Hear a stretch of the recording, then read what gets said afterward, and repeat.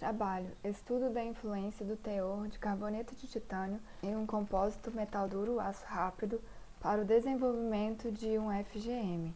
E tem como os autores Daniela Gualberto Caldeira de Paula, João Paulo Luiz Grisotto Alves, Francisco Guilherme Briones Castilho, Isabel Fernanda Machado, Marcelo Bertoletti Carneiro. A qualidade e a consistência dos aços para ferramentas foram cada vez mais aprimoradas com o passar do tempo para o processo de fabricação de usinagem.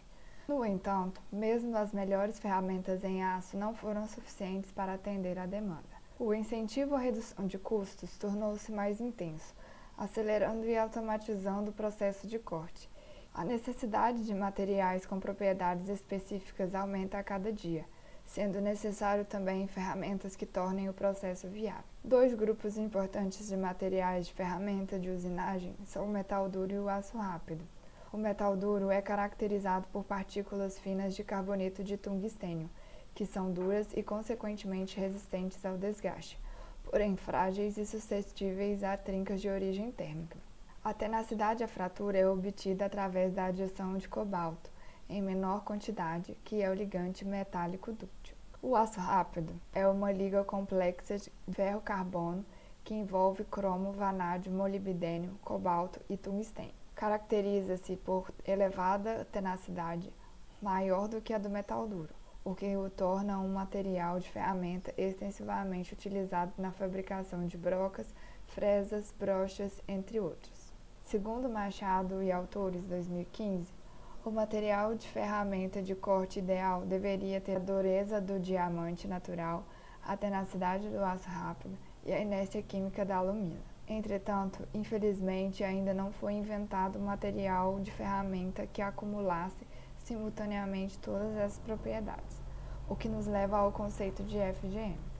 FGM, Functionally Graded Material, ou materiais em gradação funcional, são compostos de dois ou mais constituintes, usualmente metais e cerâmicos, formados por duas fases, no qual a fração volumétrica de ambos varia em uma determinada direção, formando um gradiente e permitindo a variação de propriedades.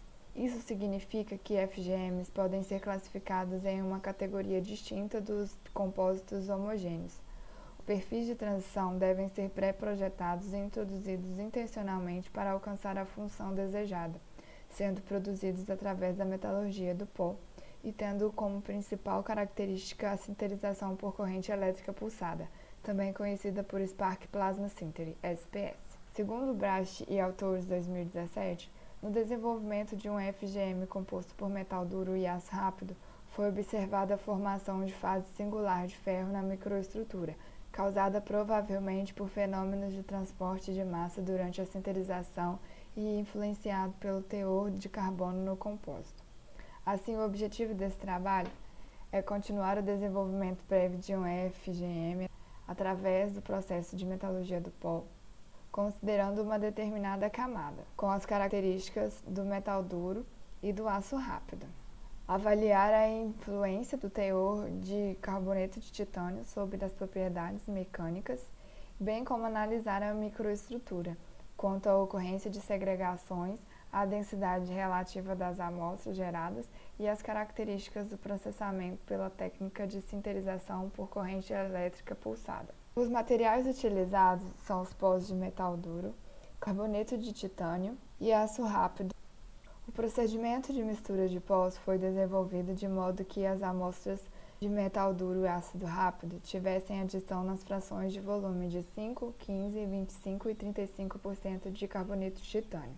Os pós foram misturados em meio líquido com álcool isopropílico em um agitador, secos em estufa e desaglomerados mecanicamente. A densificação das amostras foi feita utilizando a máquina de sinterização por corrente elétrica pulsada SPS 1050. Os pós foram colocados manualmente em matriz de grafite, sinterizados a vácuo, com temperatura de 1200 graus Celsius. A amostra 1 foi sinterizada com pressão uniaxial de 20 MPa. Porém, as amostras 2, 3 e 4 devem ser consideradas como sinterizadas sem pressão. As amostras sinterizadas foram seccionadas em duas partes, uma parte reservada para o ensaio de densidade e a outra embutida em uma prensa embutidora com resina fenólica, baquelite, para a avaliação de propriedades mecânicas. A densidade relativa foi medida seguindo a norma ISO 10545-3 de 1997, que se baseia no princípio de Arquimedes. Foram utilizados uma balança de precisão e um kit hidrostático. Na preparação metalográfica, as amostras embutidas foram lixadas utilizando pó de carboneto de silício e polidas com pasta diamantada em uma politriz. O ensaio de dureza Vickers foi realizado utilizando o durômetro Woppert, de acordo com a norma ASTM C 1327/15 de 2008. O microscópio óptico Nikon Eclipse MA200 foi utilizado para avaliação do tamanho das diagonais e das indentações das amostras, como também das trincas geradas. A tenacidade à fratura foi calculada por deformação plana no modo 1 de carregamento, utilizando tanto as diagonais quanto as trincas geradas, que relaciona a dureza Vickers com a tenacidade. A micrografia das amostras apresentada tem um aumento em 100 vezes. Podemos perceber que o teor de carboneto de titânio influenciou a microestrutura. Nota-se que a amostra 1 de 5% de carboneto de titânio e a amostra 2 de 15% de carboneto de titânio apresentaram uma fase escura, na forma de veio na primeira amostra e esferoidizadas na segunda amostra, assim como observado por Brache e autores em 2017. A forma de veios deve-se à pressão uniaxial de sinterização, enquanto a forma esferoidizada à ausência dela. Em ambas, a fase escura possivelmente seja ferro, que segregou durante os fenômenos de transporte de massa da sinterização. Na amostra 3, o 25% de carboneto de titânio tem-se uma microestrutura mais homogênea, sem presença de fase escura, assim como na amostra 4, de 35% de carboneto de titânio. Porém, nesta última observou aglomerados que sugerem ser carboneto de titânio. A respeito da densidade relativa das amostras, percebe-se que a amostra 1 apresentou a maior densidade relativa, próxima a 98%, e as demais apresentaram valores menores, sendo que quanto maior o teor de carboneto de titânio, obteve-se menor densidade. A pressão exercida durante a sinterização teve uma grande influência na densidade relativa, visto que para a primeira amostra foi aplicada uma pressão de 20 MPa, cerca de 10 vezes maior do que a pressão aplicada nas outras. Para as amostras sinterizadas sem pressão, observou-se a diminuição da densidade relativa em relação ao aumento do teor de carboneto de titânio. A diminuição de dureza com o aumento do teor de carboneto de titânio pode ser atribuída ao aumento de porosidade nas amostras, oriunda da falta de pressão exercida durante a sinterização. Era esperado um aumento de dureza com o aumento de teor de carboneto de titânio em condições de amostras completamente densas. A porosidade também pode ter influenciado os resultados de tenacidade à fratura. Observa-se que houve um aumento de tenacidade para a amostra 2 em relação à amostra 1. Isso pode ser explicado devido à maior presença de carbonetos na matriz. Em conclusão, citamos: os teores de carboneto de titânio podem influenciar na microestrutura, de modo a deixá-las mais homogêneas e sem a presença de fases segregadas contendo ferro. Notou-se que é necessário um mínimo de pressão para que a sinterização por corrente elétrica pulsada promova elevada densificação.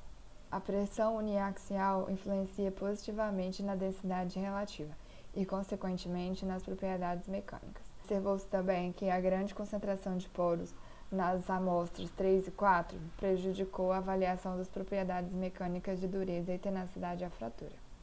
A necessidade de estudar a sinterização sem pressão deve-se à forte presença de fase líquida, oriunda principalmente do aço rápido, que pode provocar vazamentos de material em relação ao molde.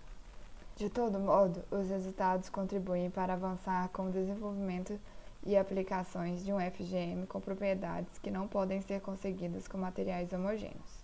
Agradecimentos à comissão do evento, à FAPES, ao CNPq e à CAPES pelo fomento à pesquisa e ao suporte do trabalho.